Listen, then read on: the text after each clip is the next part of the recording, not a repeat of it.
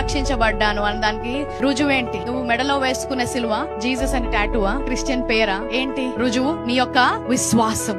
ఈ రోజు నువ్వు క్రైస్తవుడు అని ఎలా చెప్పగలుగుతున్నావు అంటే, నేను క్రీస్తులో విశ్వాసం ఉంచాను, అదే నా యొక్క రుజువు.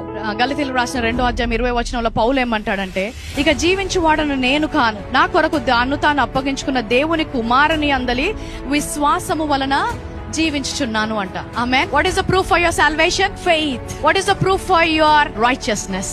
ఈ రోజు నువ్వు నీతి మంతుడు అనడానికి రుజువు ఏంటి? నీతి క్రియలా? ఎలా పొందుకున్నాం నీతి? విశ్వాసము ద్వారా. ఆయన కృప ద్వారా పొందుకుంటున్నాం కాబట్టి మన రుజువు మన విశ్వాసం.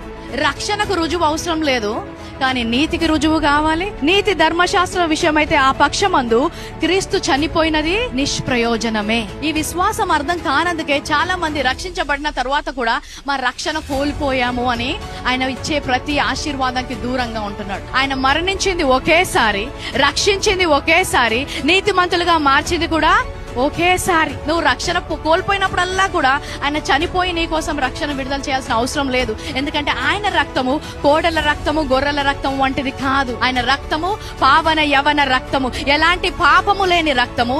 ఎంతమంది పాపంలో వచ్చినా, ఎంతమంది పాపులైనా కూడా ఒకేసారి వారిని పరిశుద్ధపరిచే రక్తం అంట. ఇలాంటి విశ్వాసం ఆయన కోరుకుంటున్నాడు.